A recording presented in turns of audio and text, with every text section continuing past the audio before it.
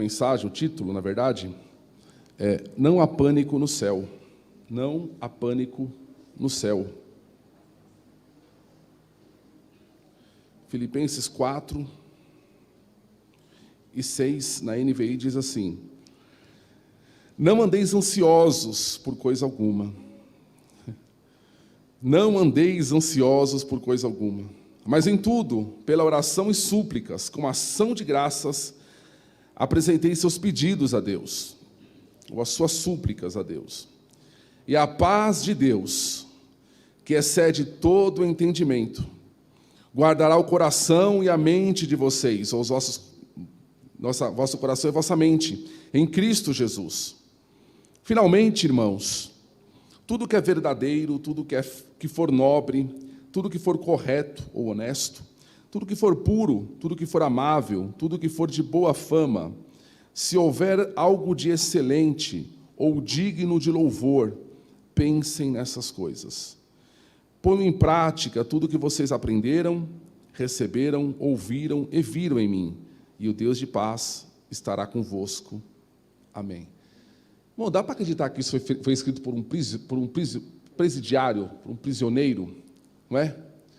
Alguém que estava preso e que era 24 horas vigiado por pelo menos 2 soldados, um de cada lado, e ficou nessa situação por 2 longos anos, preso por 2 longos anos, mas era um homem de paz, um homem em paz.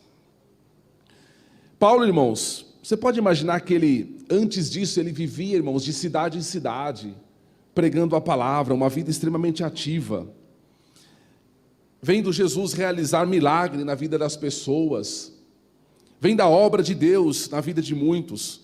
Agora, irmãos, ele não pode ir para lugar nenhum, está restrito, está preso, limitado, e a Bíblia vai dizer em Timóteo que alguns até se afastaram dele, né? Mesmo assim, irmãos, a mensagem que Paulo transmite é uma mensagem que não tem nada de uma ansiedade crônica. Jesus disse assim, dá e ser-vos-á dado.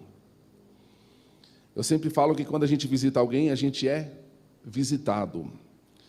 Enquanto Paulo estava acorrentado, irmãos, a igreja de Filipos abençoava Paulo com uma oferta para o sustento do apóstolo. E agora Paulo vai abençoar a igreja com essa carta. Interessante, irmãos, que Paulo podia usar um momento ali, né? Já que estava tendo a atenção da igreja, para lamentar a sua situação, não é? Para expor, irmãos, as dificuldades que ele estava passando, mas pelo contrário, Paulo vai aproveitar o momento para fortalecer os irmãos, para fortalecer a igreja. Paulo encoraja aqueles irmãos a entregar todas as suas preocupações a Deus através da oração, e assim usufruir a paz de Deus que excede todo o entendimento. Paulo, irmãos, era alguém que conhecia o Senhor e aprendeu a ter paz em qualquer situação, em qualquer circunstância. Isso daí, irmãos, não é coisa de homem, não. É coisa de cima. Isso daí, irmãos, que nós possamos nesta noite, né, usufruir desta paz que Paulo está falando aqui. E ele vai começar o trecho que escolhemos hoje, dizendo assim, não andeis ansiosos por coisa alguma. Eu leio esse versículo, irmãos, eu me lembro do pastor Davi Clava, o pastor que me batizou ali na Batista da Lapa, que ele dizia que para ele esse é o versículo mais difícil da Bíblia. Não andeis ansiosos por coisa alguma. Ele falava, eu não conheço outro versículo mais difícil. A ordem é, parem de se preocupar. E a palavra, irmãos, ansiedade ou ansioso pode ser, é sinônima, né, de preocupação. E o que é uma preocupação, irmãos? O que é o pré? É aquilo que vem antes. O pós vem depois e o pré vem antes. E ocupação, irmãos, ocupação é aquilo que toma lugar. Ou seja, preocupação são coisas que não aconteceram, coisas que não existem, que não chegaram ainda, mas que já tomam lugar. Não é verdade? E o pior, irmãos, é que a grande maioria dessas coisas que não aconteceram, que não chegaram e que não existem, nunca acontecerão, nunca chegarão, nunca existirão. A gente sofre por coisas que é como se fosse assim, uma expectativa ruim, sabe? Que na verdade nunca vai se concretizar, mas aí já foi, já tomou o tempo, já tomou o lugar, já tomou o espaço. Pensa só, irmãos, quando Marta e Maria estavam com Jesus ali na casa, a Bíblia fala que Marta estava preocupada em arrumar a casa, preocupada, né? Você já parou para pensar? Jesus está na casa e Marta estava arrumando a casa, como se uma visita mais importante fosse chegar. Sendo que a visita mais importante estava ali. Então, na verdade, irmãos, isso fazia com que Marta não aproveitasse o momento, o agora, não aproveitasse a visita mais importante, como se outra visita mais importante fosse chegar, que na verdade nunca chegou, nem chegaria, era impossível. Então, irmãos, a ansiedade, ela nos priva de viver o aqui, o agora, o momento, porque ela nos arrasta para o futuro, ela nos puxa, irmãos, para preocupações que eu volto a dizer, provavelmente nunca chegarão, nunca acontecerão. Na verdade, irmãos, essa ideia de ansiedade, essa palavra que Paulo usa aqui no grego, ela tem a ideia assim, de você ser puxado em direções opostas. Pega algo, puxa com força, um puxa para um lado, outro puxa para o outro. O que vai fazer? Vai rasgar, vai despedaçar. E essa ideia do texto do grego, no original é essa, é você ser puxado em direções opostas até você ser rasgado. É como se fosse o seguinte, a tua esperança te puxa para uma direção, as promessas de Deus te puxam para uma direção, e as preocupações te puxam para o lado contrário, te puxam para a direção oposta. Então a pessoa, ela vive, irmãos, como se ela estivesse sendo rasgada ao meio. Esta palavra no original, ela é sinônima de estrangular. Você vive estrangulado, você vive sem oxigênio. É como se extraísse o sangue do coração. A ansiedade faz isso, irmãos. Ela rouba a alegria. Não andeis ansioso. Sabe, irmãos, é uma ordem isso, sabia? Não é uma sugestão. É uma ordem. Sabe o que tem um teólogo que diz o seguinte, que por ser uma ordem, não ser uma sugestão, andar com ansiedade é andar em desobediência. Vamos todo mundo dobrar o joelho agora, pedir perdão a noite toda, porque como que faz? A Organização Mundial da Saúde diz que mais de 50% das pessoas sofrem de ansiedade. A maioria das pessoas que dão entrada em hospital, irmãos, são doenças psicossomáticas, doenças da alma que refletem no corpo. São as gastrites, são um monte de coisa, enxaqueca. E aí tem gente que por causa disso, irmãos, dorme demais, tem outros que ficam sem dormir. Tem outros que não comem, perdem o apetite, e tem outros, né, estamos juntos, que comem demais, né? Compra um monte de doce, aquele pacote de paçoca rolinha, enquanto não vê, misericórdia, aquele é do mal, irmão, enquanto não vê a última indo embora, por causa da ansiedade. Você pega essa quarentena agora, irmãos, quantas pessoas, irmãos, ou perderam peso demais, ou ganharam, Deus vai falar contigo agora, ganharam peso demais, né? Isso tudo por causa da ansiedade. Sabe qual é o problema, irmãos? A ansiedade, irmãos, ela nos faz olhar para os problemas confiando em nós mesmos, focados em nós, em vez de confiar no Senhor. Sabe, irmão, geralmente, a gente ora, não confiando em Deus, a gente ora confiando em nós. A gente ora e fala, mas eu não tenho recurso, mas eu não vou poder, mas eu não vou fazer, que saída que eu vou tomar, que caminho que eu vou escolher. É sempre voltado para nós, por isso que a gente dobra o joelho, fica orando, às vezes levanta mais ansioso do que quando dobrou. Porque a gente ora errado, irmãos. Sabe, Jesus disse assim, ó, não andeis ansiosos quanto à vossa vida. pelo que há vez de beber, comer, nem quanto ao corpo, pelo que há vez de vestir. Jesus, ele nos manda aqui, então, confiar no Senhor e não em nós mesmos. Sabe, irmãos, eu acho que o remédio, um deles, a gente vai falar de outro, é aprendermos a confiar em Deus. Por isso que eu coloquei o título aqui, irmãos, que no trono de Deus, no céu, não há pânico. Isaías capítulo 6, versículo 1, começa dizendo o que, irmãos? Os irmãos conhecem a Bíblia de cor? Isaías 6 e 1 fala assim, ó: no ano em que morreu o rei Uzias, eu vi o Senhor assentado. No ano em que morreu o rei Uzias. Aí alguém podia dizer assim, espera aí, o rei morreu? O capítulo anterior, capítulo 5, fala que o povo estava corrompido, o povo estava na idolatria, o povo estava corrupto moralmente. E aí Isaías, ele olha no capítulo 6 e vê, o rei tinha morrido, ele olha, tem uma visão do Senhor. E como que ele vê o Senhor, irmãos? Ele viu o Senhor se descabelando no céu. Ele viu o Senhor andando para lá e para cá, sem saber o que fazer.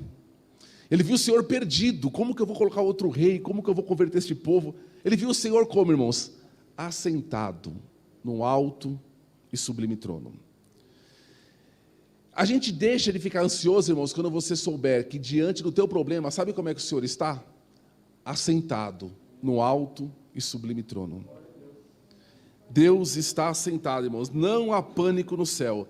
Sempre, irmãos, que nós olharmos para o céu, sabe o que a gente vai ver?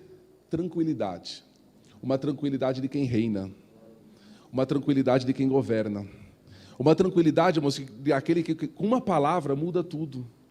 Num ato, irmãos, muda tudo. Aquilo que às vezes a gente se mata e se preocupa, e como é que eu vou fazer? Uma voz, uma palavra.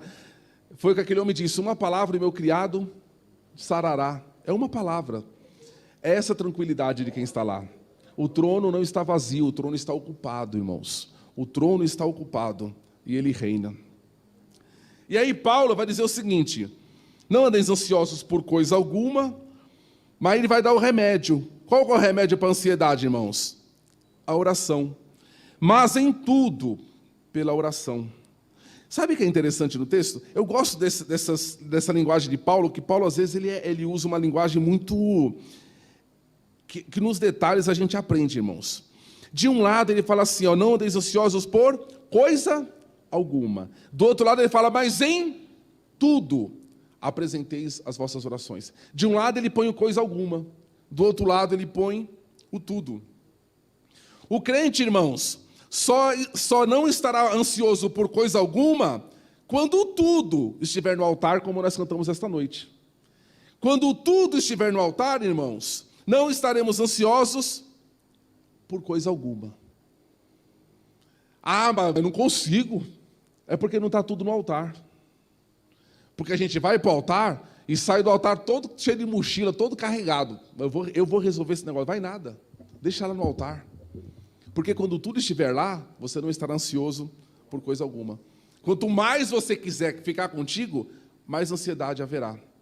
Por quê? Porque a gente quer estar no controle da situação. E a gente vê que a gente não está no controle da situação. Em vez de a gente deixar no altar, a gente fala, não, eu vou resolver. Eu vou pegar, eu vou ligar, eu vou falar. Eu conheço uma pessoa que vai me ajudar. E aí, morre de ansiedade. E a gastrite está aumentando. E tudo pela oração. E aí Paulo, irmãos, ele vai usar algumas palavras aqui. Para falar da oração. Ele vai usar a palavra petição, dependendo da versão dos irmãos, a palavra súplica, a palavra ações de graças e a palavra pedido. Quando ele fala de oração, irmãos, é meio que como se fosse genérico, né? É essa conversa com Deus, é esse contato com o Senhor. É como eu falei, é estar focado em Deus e não em nós, e não no que eu tenho, e não nos meus recursos. Aí ele vai falar assim, ó, a petição. A petição, ou seja, a petição, irmãos, é pedido, envolve aquilo que você precisa, aquilo que carece, aquilo que te falta. Mas também ele vai falar, irmãos, de ações de graças, ou seja, é aquilo que eu já recebi, é aquilo que Deus já me deu. Sabe, irmãos, às vezes, irmãos, só de nós dobrarmos os joelhos e agradecermos por aquilo que Deus já nos deu, a ansiedade vai embora. Não é verdade? Pare e pense aquilo que Deus já fez, aquilo que Deus já deu, aquilo que Deus já supriu, e você vai ver, boa parte da ansiedade, se não for toda, boa parte já vai desaparecer. Mas, irmãos, qual é a diferença aí no texto dessa petição para a súplica? A petição às vezes fala de uma coisa mais genérica, agora a súplica, irmãos, ela fala de pedidos específicos. E eu achei interessante isso, porque a gente não tem costume de fazer pedido específico, a gente é muito genérico na oração. Me abençoa, abençoa a minha casa, né? Abençoa a minha vida espiritual, abençoa. A gente é muito genérico, né? E às vezes, irmãos, a gente tem que ser específico. Sabe, lá na parábola, nós vamos abrir, depois os irmãos anotam ali em casa, Lucas capítulo 11, versículos 5 a 8, conta da parábola de... Jesus está falando a respeito da oração ali, e Jesus vai dizer o seguinte, que um homem recebeu uma visita na sua casa, e ele foi, irmãos, no seu vizinho, fazer um pedido. E ele vai pedir o seguinte, você pode me emprestar 3 pães? Ele foi específico no pedido. Ele não pediu, me ajuda aí, né? Você tem alguma coisa para me dar? Não, você pode me emprestar 3 pães? Porque eu recebi uma visita, eu preciso, né, inesperado, eu preciso dar o de comer para ele. Não pediu nem mais nem menos, ele foi específico. E às vezes, irmãos, a gente é genérico demais. Sabe por que a gente às vezes não é específico? Porque a gente acha assim, poxa, mas aquilo que eu tenho para pedir é tão pequeno, eu vou ocupar Deus com isso? A gente acha que a gente vai ocupar Deus com as nossas coisas pequenas, com os nossos pedidos pequenos. Isso daí não é nada, eu vou, né, deixa. Eu quero uma bicicleta, sei lá, eu não vou ocupar Deus com isso não. Isso é tão banal. Deus tem tantas outras coisas para pensar. Mas sabe, irmãos, que a gente erra. Sabe por quê? Porque quando Jesus ensinou na Bíblia, irmãos, como nós devemos lidar com a ansiedade, Jesus não disse assim, olhai para os mestres de Israel, olhai para os sacerdotes dos templos, olhai para os filósofos da Grécia, olhai para os imperadores de Roma. E Jesus mandou olhar para quê? Para as plantas e para os passarinhos. Jesus mandou olhar para as coisas pequenas, não mandou olhar para as coisas grandes. Jesus olha para as coisas pequenas, olha para o passarinho, né? Olha lá para o lírio do campo, para a planta, e você vai ver o meu cuidado lá, naquilo que é pequeno, que hoje nasce, amanhã morre. Lá você vai ver o meu cuidado, e aí eu vou perceber, irmãos, que nas minhas coisas que eu julgo pequena, Deus está cuidando. Deus está cuidando. Por isso que eu falo, irmãos, a oração, às vezes, Paulo fala pedido, fala de súplica. A oração, às vezes, é coisa, e aqui no original é essa, é uma coisa específica. E aí, irmão, sabe, de falar de olhar para as coisas pequenas, às vezes a gente tem que aprender a orar com as crianças. Já viu uma criança orando pelo almoço? A gente, Senhor, abençoa a refeição. Ela não, ela vai orar específico. Senhor, abençoa o arroz, abençoa o feijão, não abençoa a salada, porque é do mal, abençoa a carninha. Ela ora especificamente. E às vezes a gente tem que ser assim, irmãos, aprender a orar como uma criança, sabe? Mas Deus sabe, eu sei que Deus sabe, mas Deus quer ouvir. Quantas vezes, irmãos, nós que somos pais, a gente sabe o que o filho quer, mas a gente quer que ele fale. Porque parece que a gente gosta de ouvir eles falando especificamente, como é que quero. A gente gosta disso, e Deus também. Ore especificamente. A gente ora, toda noite com as crianças, aí eu oro com o Arthur, e às vezes ele fala, papai, a nossa casa está pequena, Estamos em 3 crianças, está pequena. Vamos pedir para Jesus dar uma casa maior? É coisa pequena isso para Jesus. Mas ensina ele. Jesus, dá uma casa maior, a gente está em 3 aqui, crianças, 5 pessoas. Aí ele fala, vamos voltar para a casa da vovó? Não, vamos orar para Jesus dar uma casa maior, É assim que Deus faz. O que tem deixado você inquieto? O que tem tirado o teu sono? Irmãos, antigamente, eram os ímpios que tomavam relaxante para dormir. Hoje somos nós também. Se não for um comprimido, eu passo em claro à noite. O que aconteceu conosco? Sabe, irmãos, use isso, irmãos, que tem gerado ansiedade no teu coração, para fazer nesse terreno orações específicas. Fale para Jesus. Esses dias eu ouvia de uma pessoa, irmãos, que ligou para um pastor para contar os seus problemas, ficou 2 horas no telefone. E o pastor disse assim, eu não conseguia falar. Veio um caminhão para cima de mim. Aí eu pensei, poxa, não é por nada, não é julgando a pessoa, mas não foi comigo, irmãos, graças a Deus não era aqui. Mas eu falei, eu duvido que essa pessoa fica 2 horas falando de coisas específicas com Jesus. Eu duvido que a oração dessa pessoa seja tão detalhada como foi essa conversa. Porque se tudo tivesse no altar, não precisaria fazer isso.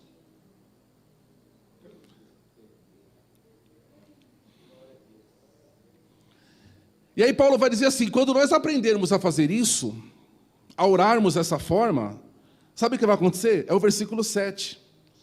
E a paz de Deus, que excede todo o entendimento, guardará os vossos corações e a vossa mente em Cristo Jesus. Eu gosto dessa expressão de Paulo, que ele fala assim, a paz que excede, não dá para entender. Ninguém pode explicar. E de repente essa paz vem e enche o coração. Enche a alma, irmãos. Sabe, irmãos, a oração às vezes não pode mudar a circunstância, mas certamente a oração vai mudar o nosso coração.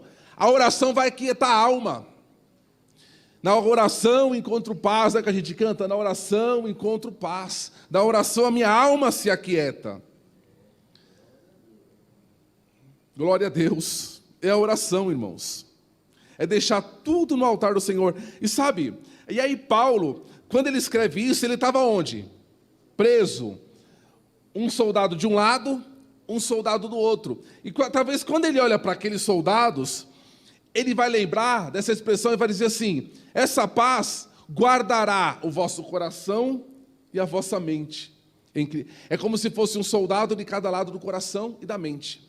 A paz de Deus, ela guarda a mente e ela guarda o coração. Ou seja, ela vai vigiar. E aqui o termo que Paulo usa de guardar, irmãos, é um termo militar. É como se fosse o seguinte, a oração vai trazer para você uma paz que vai montar uma sentinela no teu coração e na tua mente. São guardas. E aí quando o medo quiser entrar, quem é você? Não, eu sou medo, não vai entrar não. Pode ir embora. Porque eu estou aqui. Porque eu me chamo paz e já estou aqui. E eu enchi todo o espaço. Eu estou guardando o coração e estou guardando a mente. É isso que está dizendo aqui. E a ansiedade, irmãos, então, ela é barrada. Sabe, irmãos, livros de autoajuda, irmãos, não resolvem o problema do coração do homem. Não é autoajuda, como dizem, né? Ajuda do alto. Essa paz, irmãos, ela não vem do mundo, ela vem de Cristo. Ela desce do alto. É como se fosse um rio, irmãos, cujas águas são volumosas. E de repente, irmãos, você está orando, você dobra o joelho tão preocupado, tão aflito, de repente vem algo, enche o teu coração, inunda. Fala, irmãos, não existe uma gota de paz fora de Cristo. Não existe uma gota da verdadeira paz fora de Jesus. Sabe, há um autor que diz o seguinte, que essa paz, ela não significa apenas a paz que Deus nos dá, mas ela significa a serenidade no qual ele vive. Lembra que eu falei no começo? A tranquilidade do trono, a tranquilidade de quem reina, é como se você fosse transportado para lá, para um ambiente absolutamente tranquilo, absolutamente sereno, um ambiente onde não há pânico algum, e aí o teu coração é transportado para lá e você fala, que paz, que paz. Eu te pergunto, você tem essa paz? Não é a paz do cemitério, irmãos. Tem uma paz no cemitério, não tem? Você vai lá agora no cemitério. É só os passarinhos cantando, amanhã de manhã. Não tem barulho, não tem ninguém. Não é essa paz não, irmãos. A paz que a Bíblia fala, irmãos, você está no meio de uma tormenta, num vendaval tremendo, numa luta, numa aflição, e você está em paz. Essa paz que a Bíblia fala, irmãos, ela coexiste com a dor. Ela coexiste com o sofrimento, ela coexiste com a aflição e ela coexiste até com a própria morte. Mas você está em paz. Você está em paz. Porque você sabe quem reina. você sabe que o trono não está vazio, você sabe quem está sentado nele, né? Quem está com o governo em suas mãos, e aí você tem paz. Versículo 8, finalmente, irmãos. Aí ele vai falar da mente. Com o que deve estar ocupado a tua mente? Onde você deve estar concentrado? Sabe, irmãos, existe uma conexão, segundo a Bíblia, muito forte entre a mente e a vida. Alguém diz assim: você é aquilo que você pensa. O teu pensamento vai governar a tua vida. Pensamentos corretos produzem ações corretas. E Paulo, sabendo disso, o Espírito Santo é Deus quem fala essa palavra, irmãos, vai estabelecer alguns princípios. É como se fosse assim: coloque uma cerca na tua mente. Cerque a tua mente. Coloque lá 8 estacas. 8 estacas firmes, viu? Porque elas vão resistir os ataques adversários. Aí ele vai dizer assim: tudo que é verdadeiro. O que é o contrário do verdadeiro, irmãos? É o falso, é o mentiroso. Tudo que é verdadeiro, ou seja, aquilo que é confiável, aquilo que é fiel, aquilo que... E o que é verdadeiro, irmãos? Quando a gente aprende, qual é a fonte do verdadeiro para nós? A palavra. Eu só estarei com o coração cheio do verdadeiro se eu estiver com o coração cheio da palavra. Palavra. Aí, irmãos, por que anda tão ansioso? Já leu a Bíblia inteira? Quantas vezes por dia lê a Bíblia? Por dia não, pastor, por mês. Ou é daqueles que só pega a Bíblia para vir para a igreja? Aí coloca debaixo do braço, o que falar para ele acredita. Tudo que é verdadeiro. É só a leitura da palavra, irmãos, o conhecimento da palavra que nos encherá disso. Tudo que é honesto. Sabe, irmãos, honesto é aquilo que é de elevada moralidade. É aquilo que nos põe de pé, e não no que nos joga para baixo. Esse honesto é tirar o pensamento da sarjeta. Irmãos, está cada vez mais difícil na nossa sociedade, irmãos, você está com a mente cheia do honesto. Você quer estar cheio do honesto? Desligue-se. Falei das redes sociais aqui no domingo. Saia desse negócio. Enche-se daquilo que é honesto. Tudo que é certo. Na minha versão está certo. Ou correto, dependendo. Esses dias atrás, o pastor Jefferson trouxe a palavra aqui para nós sobre a questão da balança antiga, né? Da balança antiga, e é esse termo que está aqui. Sabe, na balança antiga você tinha 2 pesos, então você tinha que colocar o peso para se equivaler, né? Sabe que quando criança, irmãos, eu estou ficando velho, eu vou fazer 40 anos, mas o Rafael é 10 dias mais velho que eu. Eu lembro dessa balança, irmãos, na feira, que o camarada colocava o tomate lá, um saco de tomate, aí tinha uma pedra, parecia um negócio, uma pedra escura, que ele colocava de um lado, que sei lá, para ele era 1 quilo, e para nós também. Vai se saber, né, quanto tinha aquela pedra. Aí colocava o saco de tomate do outro até se equivaler. Então, quando a balança ficasse justa, e tinha um negócio no meio lá em cima, tá certo, aí levava o saco, acreditava-se que era 1 quilo, né, ou 2 quilos, conforme fosse. É aqui, irmãos, que Paulo está falando. Que haja na tua mente esse correto. Qual é o peso fiel? E aí é chamada aquela pedra, daquele camarada, que eu não sei se tinha 1 quilo, era chamado de pedra fiel. Era o fiel da balança. Qual é o fiel da balança para nós hoje, irmãos? É a palavra de Deus. O meu pensamento, irmãos, deve estar equilibrado com a palavra. Às vezes, irmão, está faltando um pouquinho, a palavra vem, preenche. O Espírito vem e preenche. Às vezes está demais, equivale. É isso. Você quer fugir da ansiedade? Que a tua mente funcione assim, correto, conforme a palavra de Deus de um lado e o teu pensamento do outro. Tudo que é puro, puro é sem mistura, sem sujeira, sem duplo sentido, sem segundas intenções. Meu Deus, tem misericórdia. Eu acho que eu vou mudar para uma ilha. Tudo que é amável, e aqui, irmãos, o sentido de amável é o sentido de belo. Sabe o que é belo, irmãos? É aquela beleza que atrai, aquele senso que a gente tem conosco, sabe? É aquilo que não é grosseiro. O que é o contrário de belo, irmão? Do belo? O que é o contrário do amável? é o feio, é o grosseiro, é o rude. Tudo aquilo, irmãos, que for de boa reputação. Sabe, irmãos, olha aqui, ó. O teu pensamento deve ser ocupado com aquilo que é de boa reputação. O que é de boa reputação? É aquilo que pode ser falado a todos em voz alta. Você já pensou se o que você pensou hoje fosse falado a todos em voz alta? Aquilo que é bem falado. Aquilo que não precisa ser às escondidas, sabe? Ó, cá para nós. Aquilo que pode ser anunciado nos telhados. Irmãos, é uma luta constante, é uma luta diária, é uma luta pesada, de tirar, irmãos, de afastar da mente tudo isso. Se há alguma virtude, ou seja, são pensamentos, irmãos, que refletem a santidade de Deus, pensamentos de alto nível. Se tem algum louvor, sabe essa questão, irmão, se tem algum louvor, sabe o que significa? É algo que pode ser aplaudido na presença de Deus. Ah, é demais. Que tudo que você pense possa ser aplaudido na presença de Deus. Possa ser recomendado por Deus. E Paulo fala, bom, é isso, em relação à mente de vocês, é fácil fazer isso. É só isso.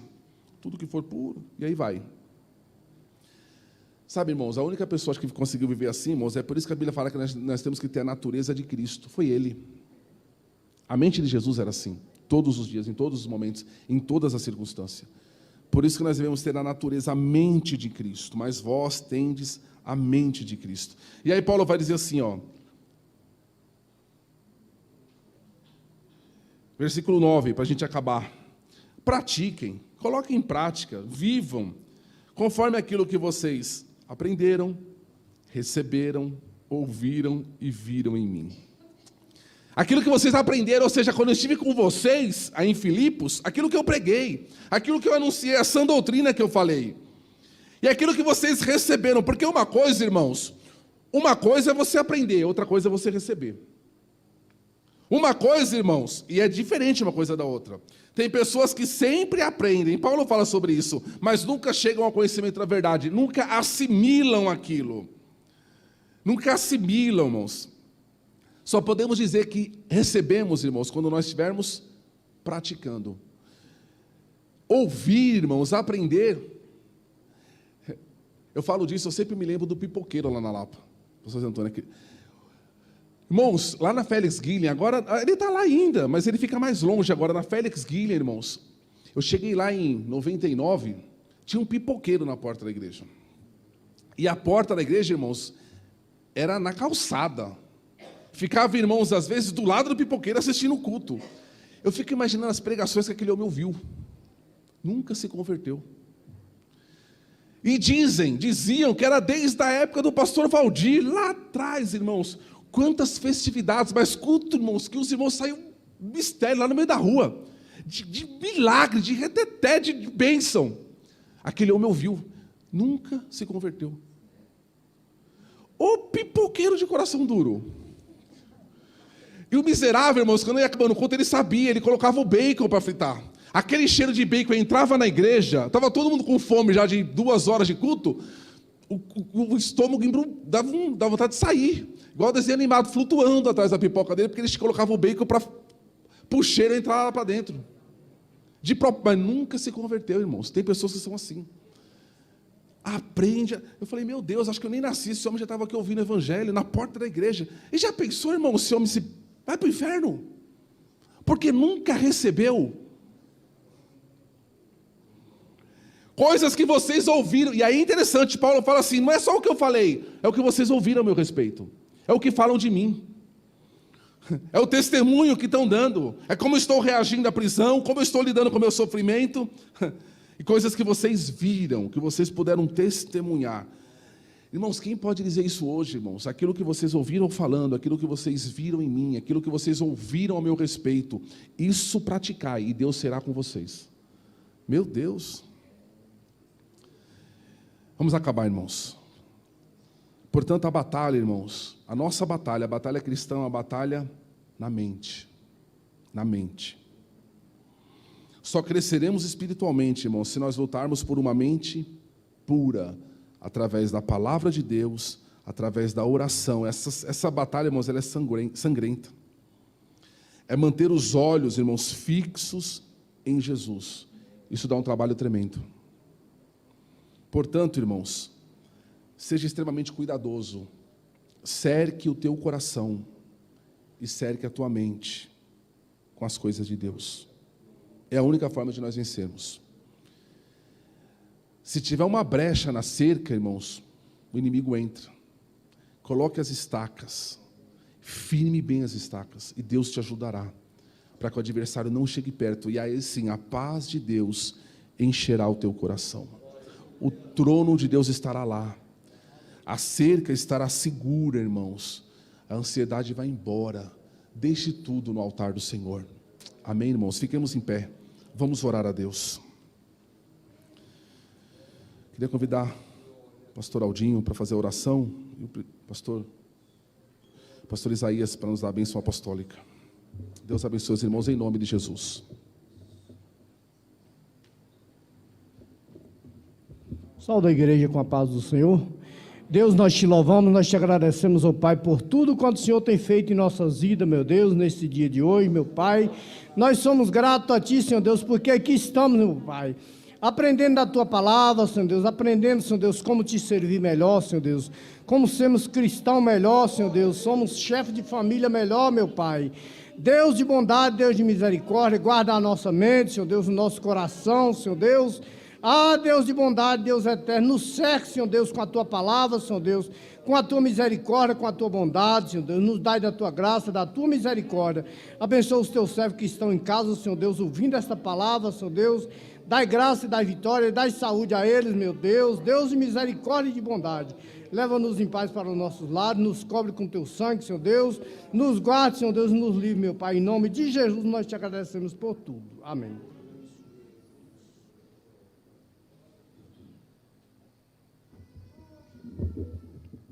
Paz do Senhor, irmãos. Estenda as suas mãos. A graça de nosso Senhor e Salvador Jesus Cristo, o amor de Deus nosso Pai, a comunhão e as consolações do Espírito Santo de Deus, sejam com todos nós, desde agora e para todos sempre, e todos digam amém. Que Deus nos abençoe, irmãos.